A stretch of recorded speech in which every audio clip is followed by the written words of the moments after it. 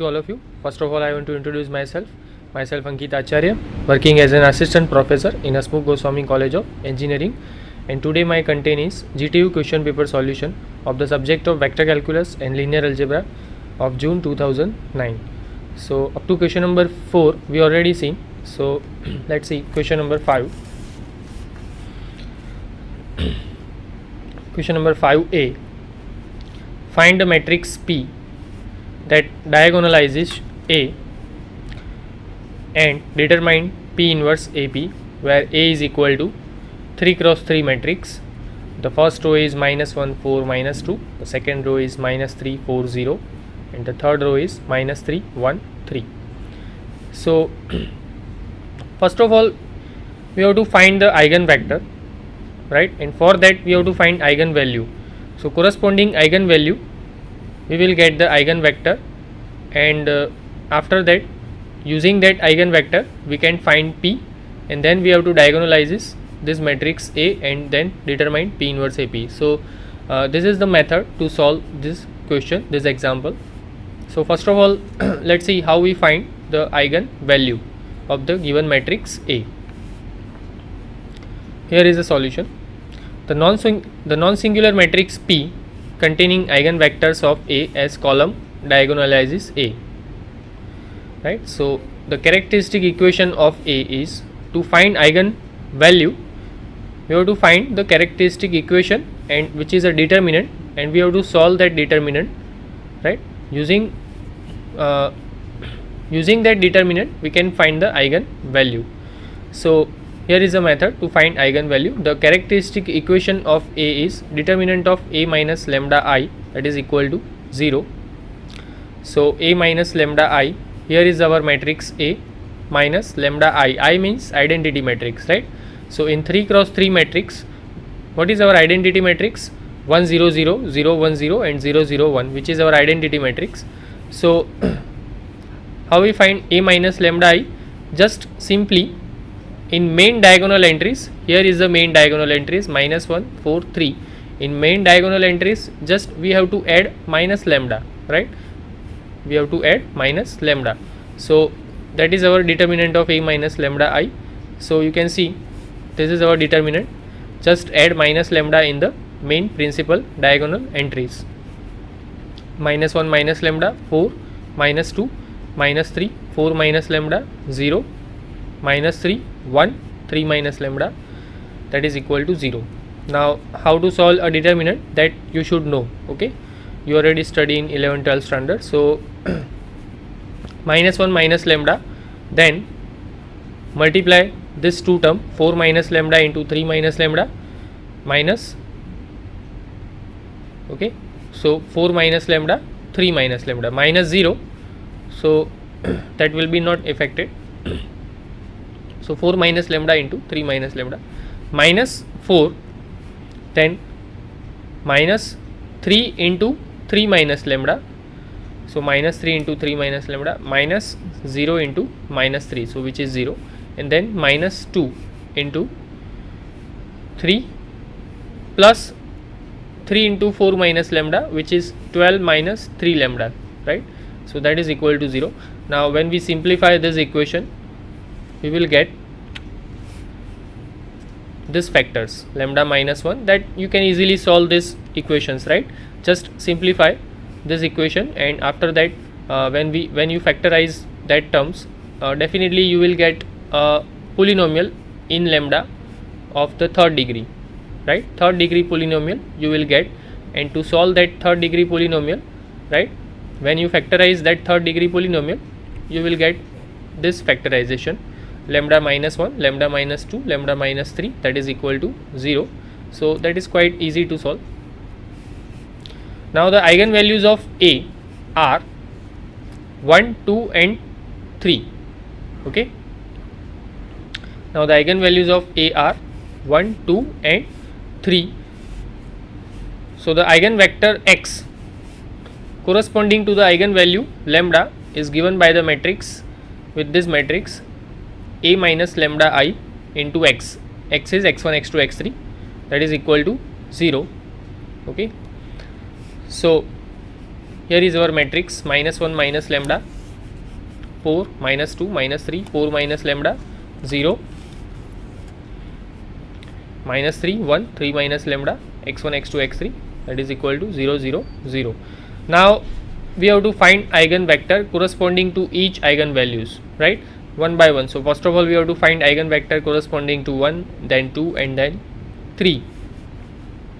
So take lambda is equal to 1 in this equation 1, right, lambda is equal to 1 we have to put in this equation. So put lambda is equal to 1, minus 1 that is minus 2, 4 minus 2, then minus 3, 4 minus 1 that is 3, then 0, minus 3 1, and 3 minus 1 that is 2, x1 x2 x3, that is equal to 0 0 0. Okay, now to solve this matrix we have to convert into a row echelon form. Now how we convert into a row echelon form? First of all you should know that what is the meaning of row echelon form matrix. There are three conditions to become a row echelon form matrix. The first condition is if there is any zero row, it should be a bottom of the matrix. So how many zero rows? It should be the bottom of the matrix. That is our first condition. Now next condition is a leading entry. Below that leading entry all the elements should be 0 in that column, right, in that column, whichever our leading entry, in that below that leading entry all the element should be 0. So what is the meaning of leading entry? Sometimes it's called pivot, right, sometimes it's called pivot. Now what is the meaning of leading entry?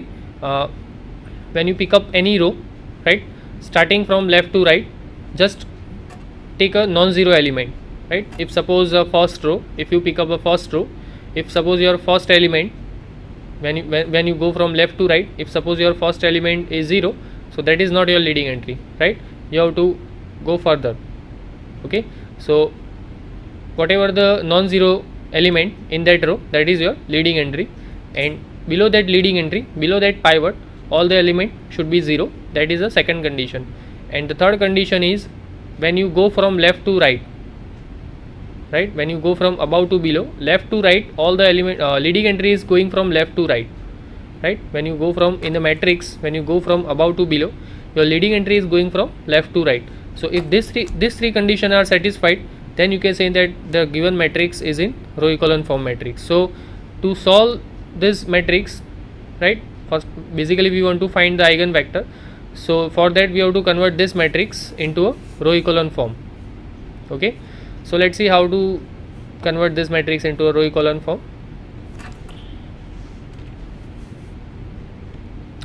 This is our augmented matrix. This is just simply this matrix, minus 2 4 minus 2 minus 3 3 0 and minus 3 1 2, right. This is our augmented matrix corresponding to the equation Ax is equal to b. Now see, this is our leading entry because this is a non-zero element, right. Below that leading entry I want make 0, so that's why I multiply the first row with minus 3 by 2. So you can understand why we multiply minus 3 by 2 and add into the second row, because of when we multiply first row with minus 3 by 2, the minus 2 will be cancelled out and only 3 you will get here, and 3 minus 3 you will get 0 here, right. So that's why we multiply first row with minus 3 by 2 and then multiply first row with minus 3 by 2 again and add into the third row. So these two elements in the first column, below that leading entry, this is a leading entry, I want make 0 here. So that's why we multiply first row with minus 3 by 2 and add into the second and third row. So minus 2 4 minus 2 0. Now just try to understand how we get this numbers, right. In first column these two elements become 0 easily, but when you multiply first row 4 with minus 3 by 2, so you will get minus 6 here and 3 minus 6, that's why you will get minus 3 here. Okay, then minus 3 by 2 multiply in first row, minus 2 will be cancelled out here, so only the minus 3, right, and 0 minus 3 you will get 3 here.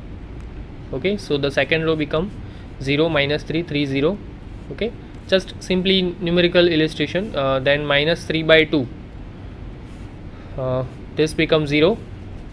When you multiply minus 3 by 2 you will get minus 6 here, 1 minus 6 you will get minus 5. okay, and then minus 2 into minus 3 by 2, again minus 3, 2 minus minus 3, you will get 5 here, okay. So the third row becomes 0, minus 5, 5, 0, that you can understand now. Now the first row, this is our leading entry, we have 0 here below that leading entry in the first column. Now pick up the second row, this is our leading entry, below that leading entry I want make 0, that means here I want make 0, right, I want 0 here. So that's why we multiply the second row with minus 5 by 3. So minus 3 into minus 5 by 3, that you will get minus plus 5, okay, and minus 5 plus 5 becomes 0.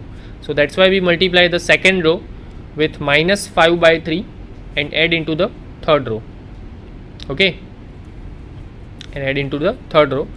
So when you multiply second row with minus 5 by 3, the third row becomes 0, right, the whole third row becomes 0, and it is the bottom of the matrix, right. So this is our row echelon form matrix because it satisfied all the conditions to become a row echelon form. Leading entry is going from left to right, below that leading entry all the elements become 0 here, and there is 1 0 row which is already in the bottom of the matrix. So it satisfied all the conditions to become a row echelon form.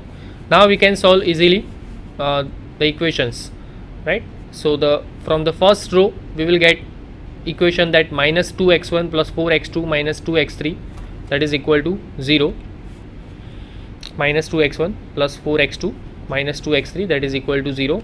And the second row, from the second row we get another equation that minus 3x2 plus 3x3, that is equal to 0. So take x1, take x3 is equal to t, take x3 is equal to t. Why we take x3 is equal to t? Because there is one reason behind that, because the first column we have leading entry, right, first column we have leading entry, the second column we have leading entry, but the third column we don't have any leading entry. So the first column is for x1, the second column is for x2, and the third column is for x3. In which column we does not have leading entry? Third column, right. So that's why we take x3 is equal to t. So x3 is equal to t, put this value in this equation, you will get x2 is also t and x1 is also t. Put the value of x2 and x3 in this equation. So it's quite easy to solve that. You will get x1 is equal to t because of x1 is equal to 2t minus 4t, that is minus 2t, and minus 2x1, that is equal to minus 2t. So x1 is equal to minus 2t divided by minus 2, and you will get x1 is equal to t. So it's quite easy to solve, right. So the eigenvector corresponding to lambda is equal to 1 is now 1 1 1, okay. So only we get the eigenvector only the corresponding to lambda is equal to 1. Now next target is to find eigenvector corresponding to lambda is equal to 2. So again we have to use that the first equation. This is our first equation, okay.